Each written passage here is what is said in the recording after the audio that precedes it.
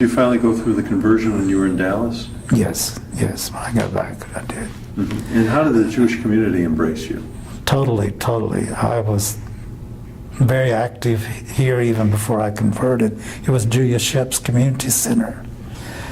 And Leo Lawford, may his soul rest in peace, called me one evening, and this was during the 70s when we were getting the Soviet Jews in Dallas, during the Gorbachev administration. And he called me, he said, I've heard of you and I know about your program at El Central College. Could you come to my house this coming Sunday and do a demonstration lesson for 30 Soviet Jews? I said, sure. And I did, and he said, I want you.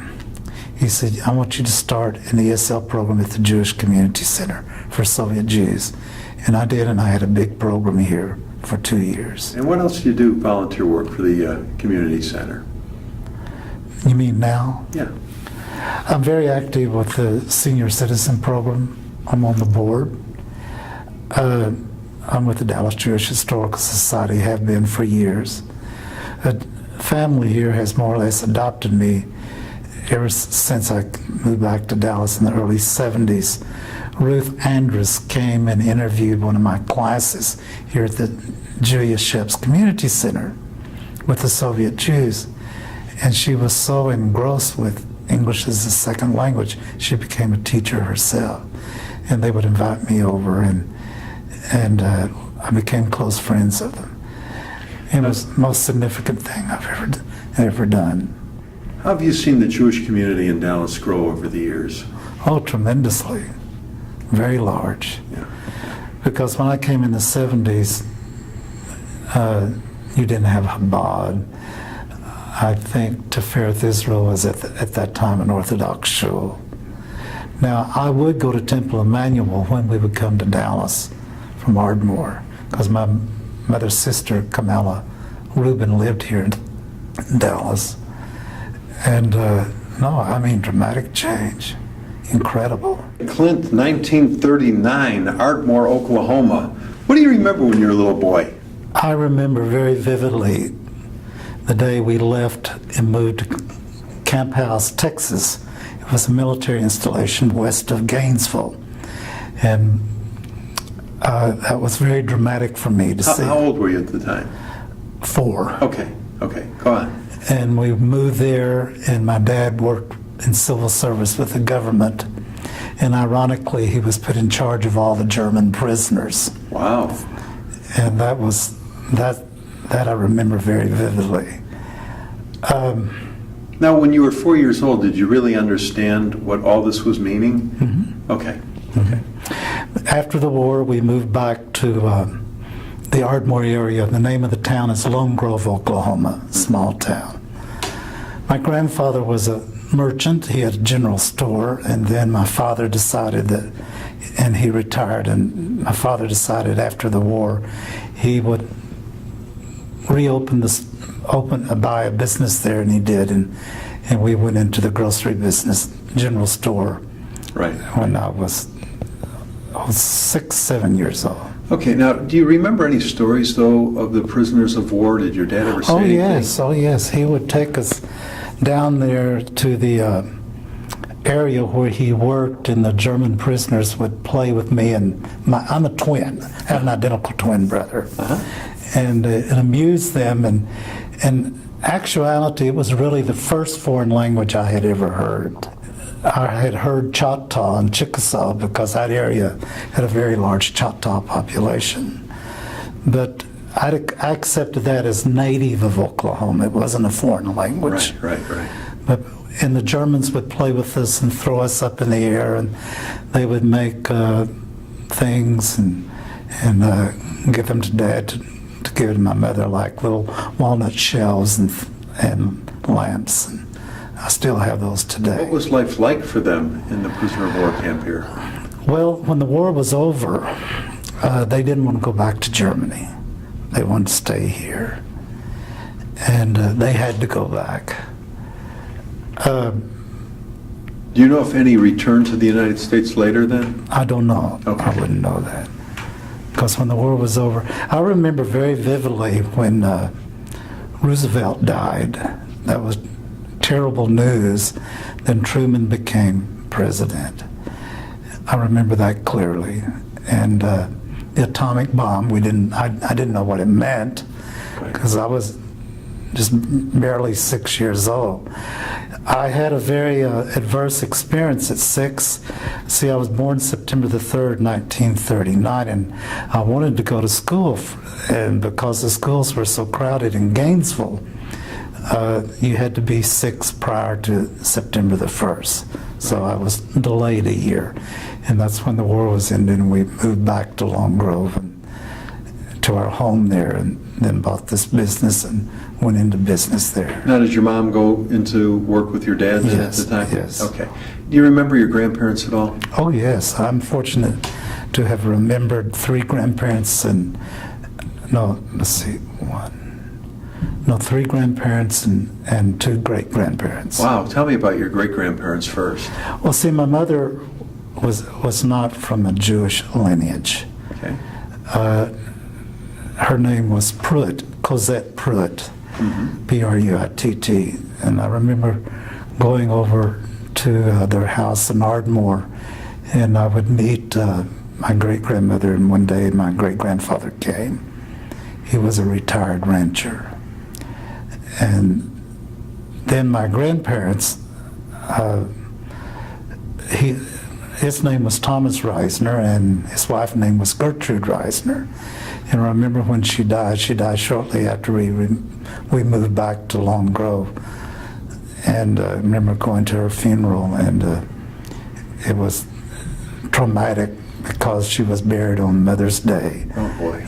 And I remember how sad my father was.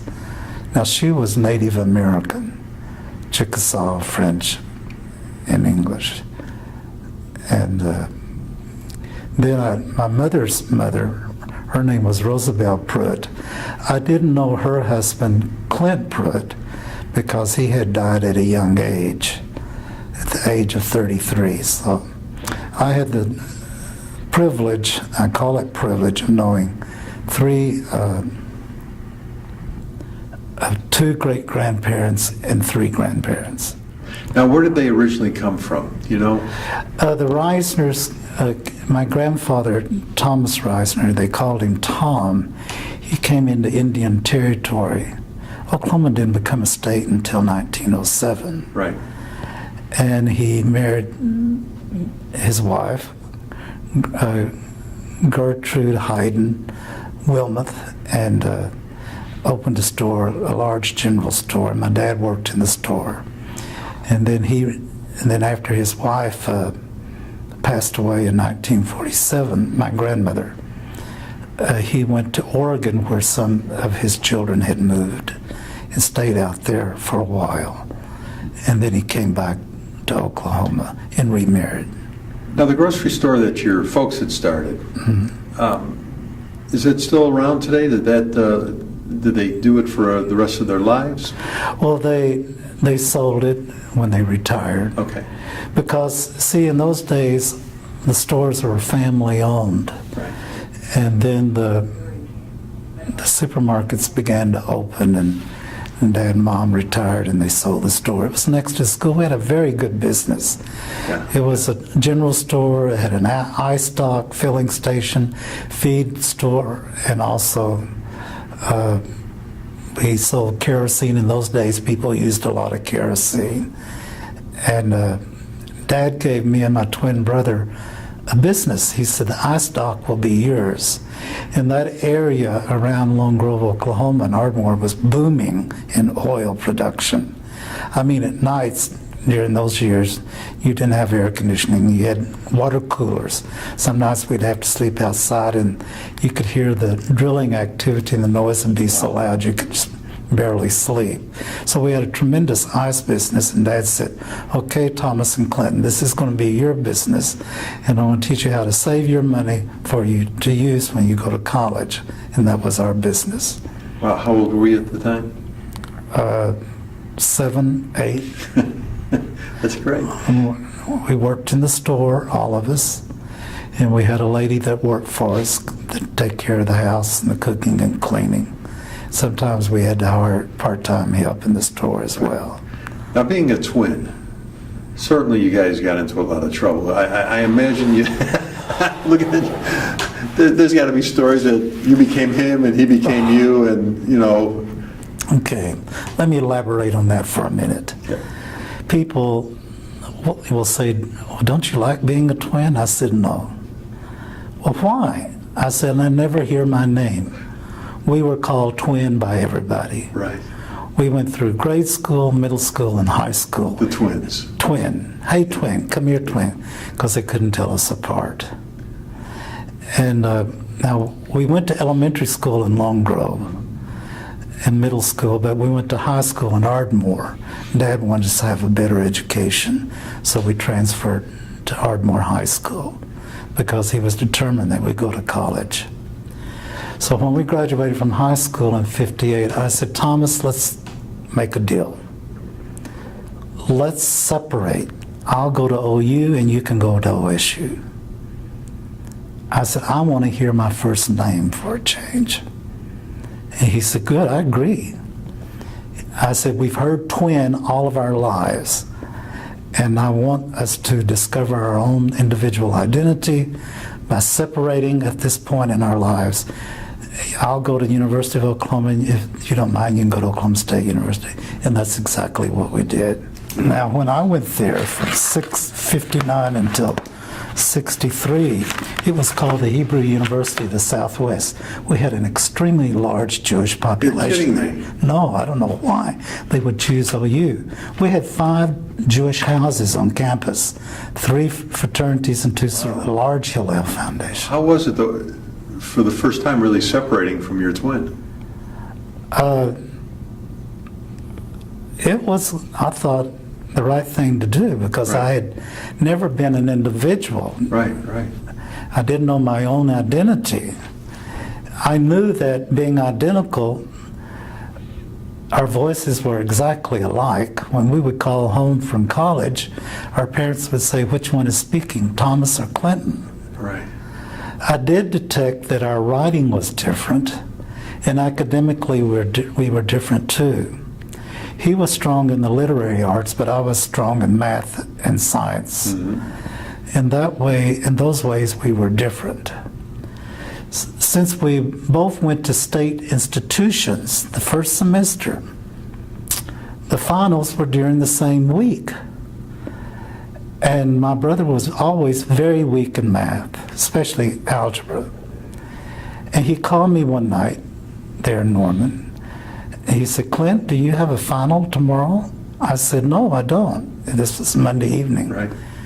He said, I have my college algebra final tomorrow. I have an F going into the final. He says, you get in that car and come up here to Stillwater. You're going to take my final exam for me. I said, what? He said, yes. He said, I acknowledge that you're very good in math, and I've always been poor. You know that. I said, Thomas, we can't take that chance because if we're caught, we will both be expelled from college, from school, and both being state institutions, we'll never be able to be accepted anywhere else in Oklahoma. He said, how are they going to find out? He said, I'll verse you who the name of the instructor is. My roommate here at the dorm, Lewis, a tall basketball player, is taking the same class. It'll be tomorrow morning from 10 to 12. He will show you where to go, where to sit in class, because they had assigned seats. You'll wear my top coat, and you will take my billfold. And I said, well, our writing is different. He said, no, now look. He said, in math, it'll be mostly figures, and most of the professors have teacher assistants that do their grading. So I did. I drove up there that night. They smuggled me into the dormitory. They didn't want anybody to see me. And went to the class the next morning. And of course, I was versed what the instructor's name was. His name was Mr. Kincaid, which I shall never forget. And made one mistake, Scott. The class was over, was 10 to 12, 2-hour final exam. And it would count 50% of the grade. The mistake I made, I finished early, like 15 to 12. And I went up there to turn it into Mr. Kincaid, and he looked at me, he said, "Thomas, what's the matter? Did you give up?" I thought, oh my goodness. I should have thought he was usually probably the last one to turn in his test. Right. And I said, "No, I'm tired. I've been on Dexedrine for 4 days, cramming, crashing for this test. This is all I can do." He said, "Well, I sure hope you pass it, because you know what your grade is." So I had to wait out in the hall until Lewis finished, because I didn't know how to get back to the dorm. So when the bell rang at 12, and being a tall basketball player for OSU, he ran out, and students were coming out and said, "Thomas, what happened? Did you give up?" And he ran by me and grabbed me by the collar, said, "Risner, let's get back to the dorms immediately."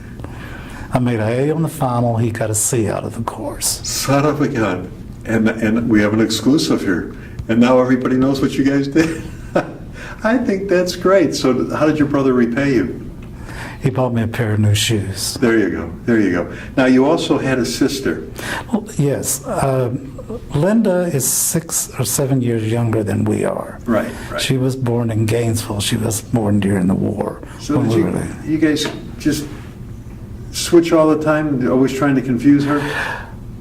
No, she could tell us apart. I had a mold here and Thomas didn't. They would use that as an indicator to distinguish between the two of us. Now, I just want to go back for a minute, back to that A on that final. Nobody ever knew? No, not to this day. That is just remarkable.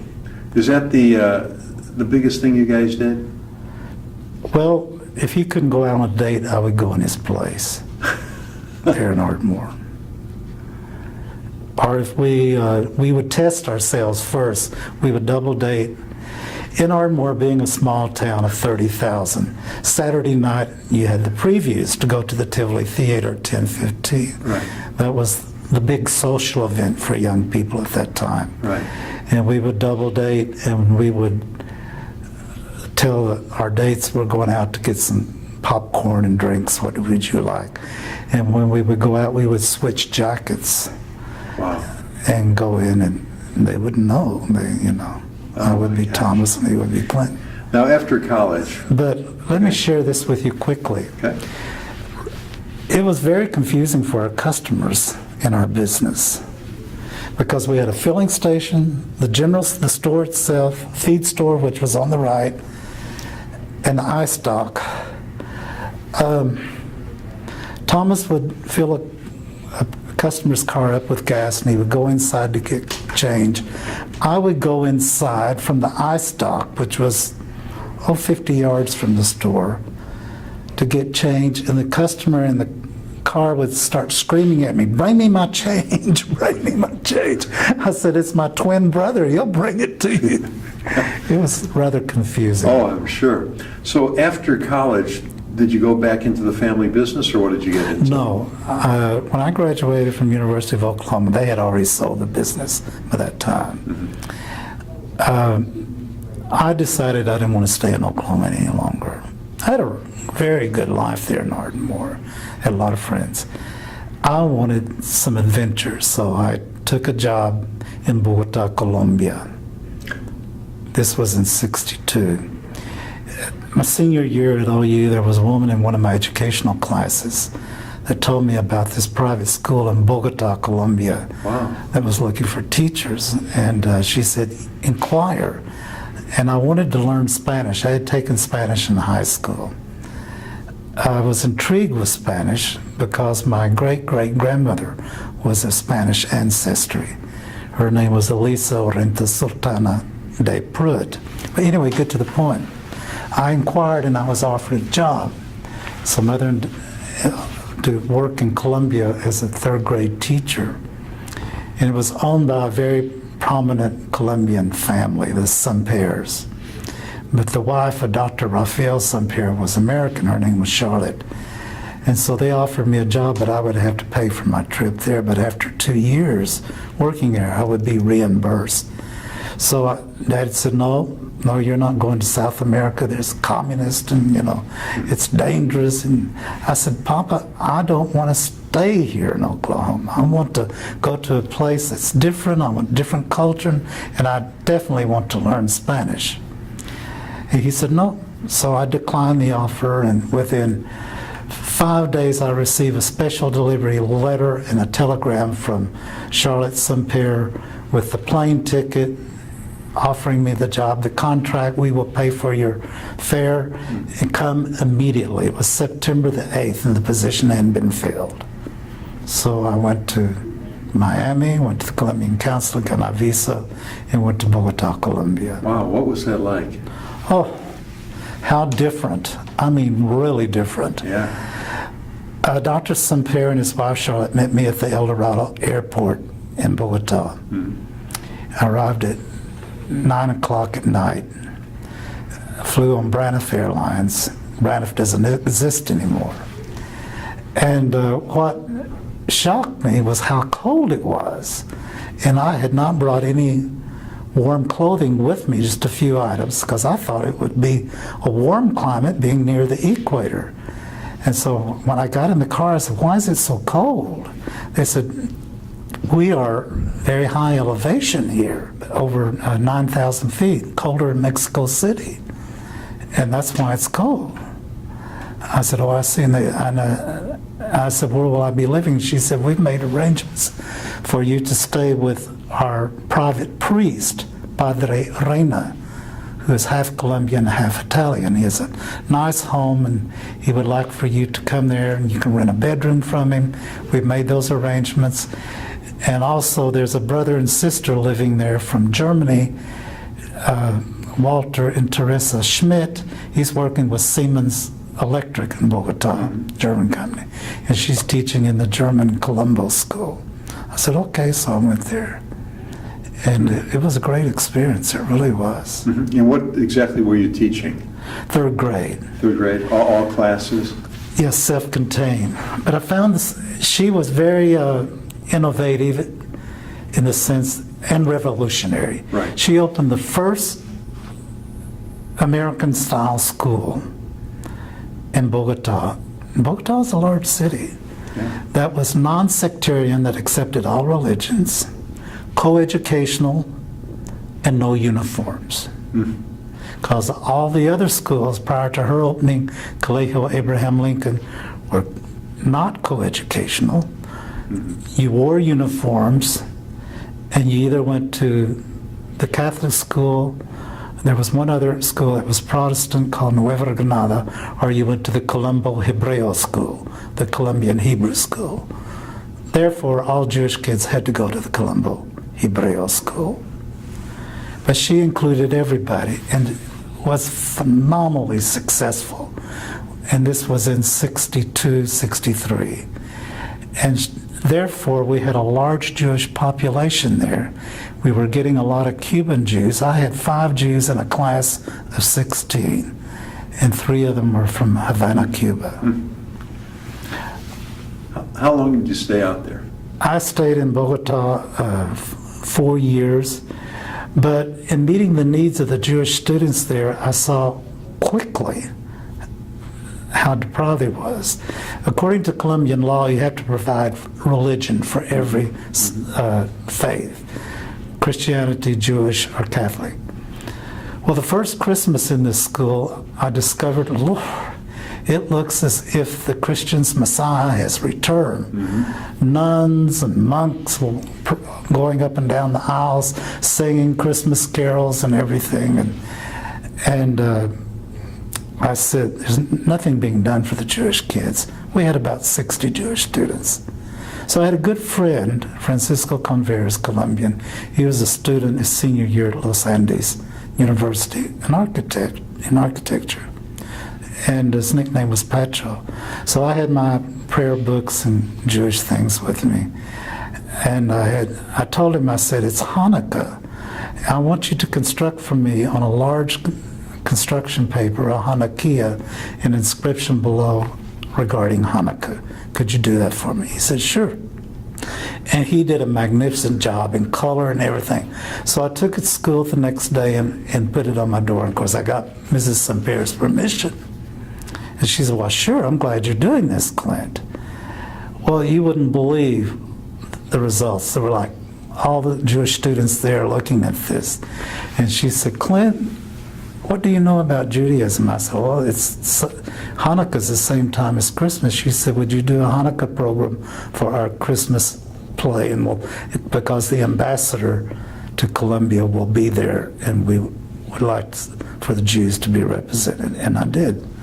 And I was very intrigued to have had that opportunity, because the parents of these kids started calling me, wanting to know who I was. And would you come to our country club? Bogota had a large Jewish population, a big Jewish country club, Club Carmel. And now at this time, you weren't Jewish, though, were you? no, I had not converted, because my mother's people were not Jewish. I did attend temple in Ardmore. And at the University of Oklahoma, I was very active in the Hillel Foundation. Right, right. Now, was your dad Jewish? His people were when they came to this country, but he was agnostic. My family was not religious. Right. Really, they weren't. Right, right. Now, Mother would send us to Baptist Sunday school and Baptist church, but they wouldn't go. And Mother, said she was Baptist. But Daddy was agnostic. And in a small town, that was really the only social event you had, was to go to church. Right, right. I was not happy in that Baptist church. I would get in discussions with my Sunday school teacher over the concept of the Trinity. I said, how can you believe that Jesus and God are the same? I said, look at the Lord's Prayer. That explicitly tells you that he's not the same as God. I never could feel at ease with that. Mm-hmm. I was very active in the Baptist church as a kid. I played the piano well. We had piano lessons. And but I just didn't feel comfortable with accepting Jesus same level as God, or as God in the flesh. I said, no, you're wrong. I would get into terrible arguments not terrible arguments, controversial discussions with my Sunday school teacher, saying, it states clearly in the first commandment, there's only one God and no manifestations of God. Okay, well, what brought you back to the United States? Well, I was in Colombia 4 years, and it became very politically unstable. I was earning in pesos. I didn't go there to make money. I held down 2 jobs. I was teaching in the elementary in the Colegio Abraham Lincoln, and also teaching English as a foreign language with the Ministry of Education of Colombia. And I left Colombia because my salary had devaluated to almost nothing. Mm-hmm. And went to Miami, and was in Miami a short time, and offered an international position in Peru. And I went there, and I lived in Peru 5 years. Wow. And it was exciting. I earned in dollars. I had a good standard of living. And then we had a military takeover in Peru, dictatorship. And the company was a subsidiary of Standard Oil of New Jersey, and they gave me a transfer to Venezuela, but to a very remote place called Amway, Venezuela. And you would ask Venezuelans, where is Amway? They had never heard of it. Right, right. So I said, and the company became Petro Peru after it was nationalized, and they offered me a good salary in soles if I would stay there and keep the school open for the other English-speaking kids with oil servicing companies, which I did for 2 years. But the straw that broke the camel's back in making the decision to leave, we had a military takeover there, a dictator, and one morning we read in the papers that all foreign bank accounts had been nationalized, and our monies had been converted into Peruvian soles equivalent to the peso. And I didn't have much money at that time. It was $9,000, so my $9,000 had been converted into soles without my permission. But the government told us that if we left the country, we could get our money reverted back to its original currency. And that's when I left the country. And did you come to Dallas at that time? Came to Dallas. Okay, and why did you pick Dallas? My twin brother was living here, and I have relatives here. Okay, okay. And then what'd you get into in Dallas? When I returned to Dallas, I applied for a position with the Dallas Independent School District. I was already fluent in Spanish after 9 years. I had gotten a degree in Spanish at the Catholic University of Colombia in Bogota. And they gave me a job immediately to work as an interpreter for the Dallas school system in West Dallas and Oak Cliff. But they would label my position as visiting teacher / school social worker. And I had taught English as a second language in Colombia and also in Peru, teaching English to the Peruvian employees for International Petroleum Company, and had almost nine years experience in teaching English as a foreign language. Of course, in this country, they call it now teaching English to speakers of other language, TESOLs. But when I first came here, it was called ESL, English as a second language. So I came back in 1970, was offered a job here, and I went to SMU to get my master's in education in linguistics, bilingual education in linguistics. And while I was there, Dr. Linda Ray Sims says, "Clint, I notice you've had considerable experience in teaching English as a foreign language in South America." And I said, "Yes, almost 9 years." She said, "Dr. Ray Witherspoon from El Centro College is my friend. I told him about you. He wants to call you and talk to you." And he did. And he said, "We don't even really know what that is, but we're getting more Hispanics here at El Centro College. I'm head of the Department of Continuing Education." He said, "Come in, I want to talk to you." And I said, "Sure." I came in, I explained to him it was English as a second language and my experience. And he said, "Would you be interested in starting a program here?" I said, "Well, yes, on a part-time basis." He said, "I'll let you have 2 classes strictly on a pilot basis." Well, it became a phenomenal success, phenomenal. And I developed the largest ESL program in Dallas at that time. Wow, wow. And when did you convert? My mother was against me converting. She knew I had a tremendous fixation to Judaism, because at the age of 9 years old, our house was at the back of the store. You know, a lot of businesses, family-owned business, the house was next to the store or back of the store. Dad came back there, and I shall never forget. It was the month of March, and Thomas and I were making kites on the floor, living room floor. And Dad said, "Boys, I want you to come up here to the store. I have some relatives here from Tulsa. We want to reveal something to you." So we went up there, and they were very good-looking relatives, tall, black hair, kind of dark complexion. 3 brothers, Paul, Robbie, and Grover Risner. And I said, "What is it?" He says, "We have an oral tradition that we tell each generation our ancestry.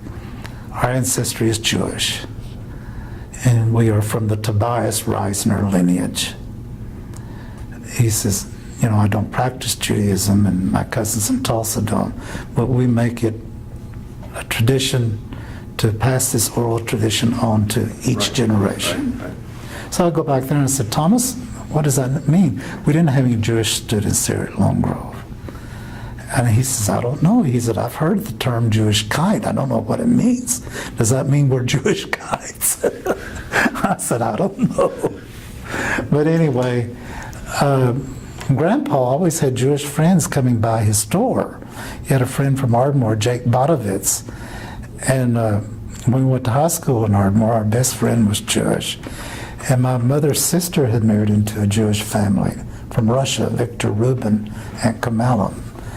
And the Jews there in Ardmore took a liking to us and would invite us to the temple, and we did go. And when I went to OU, I was active in the Hillel Foundation. So did you finally go through the conversion when you were in Dallas? Yes, yes. Now my mother was really against me converting to Judaism, very much against it. She was in bad health, had congestive heart failure and invalid for rheumatoid arthritis. And she said, "I know when I'm gone, you will convert to Judaism. I feel this." She says, "Is that right?" I said, "Yes." She said, "Do you realize I'll never see you again?" I said, "Mother, don't say those kind of words." I said, "That's Baptist talk, and I don't say that judgmentally." And when she passed away, that's when I proceeded with my conversion. My Hebrew name is, I took it after the first Risner that came from Holland to the United States. His name was Tobias Risner. So my Hebrew name is Tovia Bar Avraham Is Sarah. That's the name I accepted. It was the most significant thing I've ever done. Now, in your lifetime, you've lived through so many momentous occasions, wars, President Kennedy assassination, something good, the moon landing, of course, 9/11. Was there something on the national scene that really stood out that you took notice of? Oh yes, when I was in Bogota when President Kennedy was assassinated. And Mrs. Semper sent her daughter to my classroom. It was about 1:15 in the afternoon. And she said, "Clint, Mama wants you to come to the office immediately." And I said, "What's wrong?" She said, "She'll tell you." And I went up there and the rest of the teachers were there. And she was announcing she was dismissing school and get the children ready to leave because President Kennedy had been So assassinated. even down there was a big effect. Oh, see, they had just been there, John F. Kennedy and Jacqueline, before I arrived. And being Catholic, first Catholic president. The buses, we got the kids ready. We were all in shock. The school was outside of Bogota, outside on the autopista, the freeway. And as the buses were entering Bogota around 2 o'clock, it's a Colombian custom, someone important dies, they hang out the Colombian flag with a black ribbon on it. Flags were out everywhere. Wow. And the Colombian government had declared 3 days of national mourning for President Kennedy. Wow. And that evening around 8 o'clock, I heard a knock at my door, and I opened it. It was some of my adult students from El Centro, from my ESL classes at night. And they had brought food and a bottle of scotch, and "We want to be with you because we know you're in mourning." And I was just overwhelmed. I couldn't believe the expression of emotional grief and love for President Kennedy. And what advice would you like to leave for the next generation? I firmly believe in doing a mitzvah for people, in making this world a better place to live, tikkun olam, and to be active in your religion and do good deeds for people if you can on a daily basis without expecting a reward, and be as much service as you can when you retire. Great advice, man. Thank you. In closing, I would like to share this with you. Okay. My speech at my Garut service, my conversion service. The title of it is "My Quest for Judaism." I wish to express my gratitude to all of you who are with me today as I become a Jew. I particularly say thanks to Rabbi Mark Kasserman, Renee Carve, Jan Tillman, Philip Einson, and Gail Freeman for their guidance and instruction. When, how, and why did this quest for Judaism begin with me? At the age of 9, my father's people revealed to me that the Risners were Jewish before coming to this country, and that our lineage was from the Tobias Risner clan.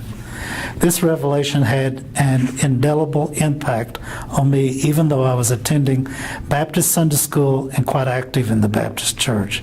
However, during that time, I felt uncomfortable accepting Jesus as God, which resulted in debatable discussions with my Sunday school teachers. In high school, my best friends were Jewish. I attended services occasionally at Temple Emeth in Ardmore, Oklahoma, with my friends. After leaving high school, I went to the University of Oklahoma, where I again became involved in the Jewish culture and religion. I worked for a Jewish fraternity as a houseboy. Even though I was not Jewish, the members wholeheartedly accepted me as one of their own. I was invited to participate in all fraternity social events. Eventually, I attended Shabbat services with the fellows, had a Jewish girlfriend, and I lived culturally as a Jew. Upon graduating from the University of Oklahoma, I took teaching assignment in Bogota, Colombia at Colegio Abraham Lincoln.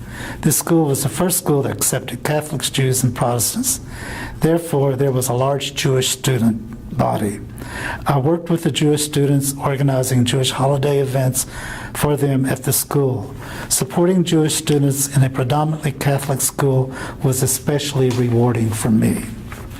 Upon returning to the United States, I became involved in the Jewish community in Dallas. I was instrumental in setting up English as second language classes for the Soviet Jews during the 70s at the Jewish Sheps Community Center, which is the JCC today. I attended services at Temple Emmanuel and became involved in organizing the first gay-lesbian congregation, Beth El Banah, in Dallas. I also explored the other forms of Judaism. However, after a period of time, I felt more comfortable with the Reform movement. Reform Judaism offers me the choices I can relate to in a contemporary society. Today, I convert to Judaism because I believe in one God, no manifestations of God, in the concept of the Holy Trinity. Most significantly, I don't believe in the concept of original sin. We come into this world with pure souls created by Hashem. As a Jew, I will engage in ongoing acts of Tikkun Olam, perfecting the world, helping to make the world a better place to live through donating my time in community service and social action projects. I want to assist in repairing the damage caused by mankind. I will also do acts of loving kindness, a mitzvah, one that is performed with no expectation of reward. I am spiritually rewarded when I do a good deed for others. A mitzvah is a joy for me. Tzedakah, giving to charity, is very important for me. I enjoy giving to charity knowing that the recipient will benefit from my donation. I will become an observant Jew by studying Torah and attending services. I want to keep God's mitzvot, commandments. I will become active in synagogue activities by volunteering for committees, fund drives, and serving on boards. I will become involved in the Jewish community at large by joining Jewish organizations and supporting the State of Israel. I particularly want to remember those whom have passed on that were a major influence in my quest for Judaism. With unforgettable memories, I recall their beloved names. Uncle Victor Rubin, Ida Yaffe, Don Wiener, Eddie Grashader, Lori Ben Ruby, Eve Levin, Chaya Rochelle Kleshman Andres, and Dina Epstein Andres. Like Ruth, the Jewish people have become my choice of people, their Torah, my Torah, and their God, my God. My soul is no longer in a state of diaspora. It has returned to its Jewish roots and Hashem. Thanks for doing this today.